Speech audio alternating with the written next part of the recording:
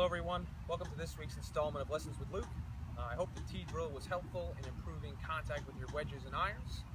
This week we have a great drill for the golfers out there that feel that they maybe lift the club a lot in their backswing, or maybe don't create enough hip and shoulder turn in their backswing. This is a drill where you don't need to use the ball at all. It's a really good stretch, as well as a great way of starting to understand what your body is capable of and what muscles we need to use in order to create a proper backswing. Okay? It's called the Harley Drill. If you're a righty, left hand goes on the grip end, right hand comes underneath this way, down by the club head. If you're a lefty, right hand on the grip end, left hand comes underneath by the club head. Okay? Take the club, hold it down in front of you as if you were basically about to hit a 7-iron. I'm holding a 7-iron in my hands. Feel like I'm in the balls of my feet. Very comfortable here. Okay? What we'll see here is in a backswing, a lot of people will tend to just lift the club up with their arms. As you can see, my arms break down, they start bending, my hands are very close to my head. I'm not really creating a lot of width. I'm not creating this club, or not keeping this club away from me. Alright, when we look at it from the other angle here, alright, when I lift this club up, the club head is almost in line with my face, or pretty much in line with my face. And that's telling me that I'm not creating enough hip and shoulder turn. I'm not getting the club deep enough around me, okay? What is this gonna do? Well, from this side, for the most part, what this does is when we lift the club up, the easiest way for us to get it back down is to swing over the top.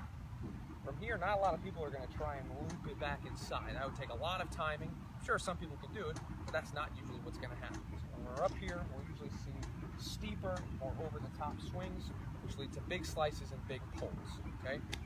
So, I explained the drill, left hand here, right hand underneath here for the righties out there, the opposite for the lefties. From both sides, we'll show you what this drill helps with, all right? I'm gonna keep my arms nice and extended, and I'm gonna get to a position where my lead arm is parallel, okay? As you can see here, it's very different from the first position I showed you. Arms extended, my hands are away from me, okay?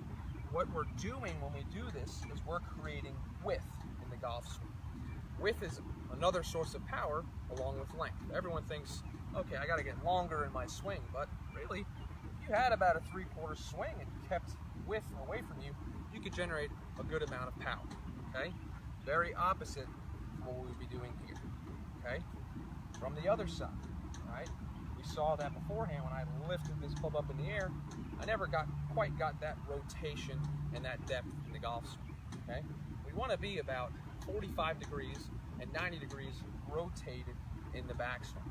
So when we set up in the Harley Drill position here, and I go back to my 3/4 lead arm parallel position, you can see that my hands went from in line with my head to now a lot more around me, all right? This gives us a better chance to swing from more on the inside, all right? That will allow us to get away from those pull cuts, pull slices, and away from those pulls. You may push the ball a little bit at first from that position.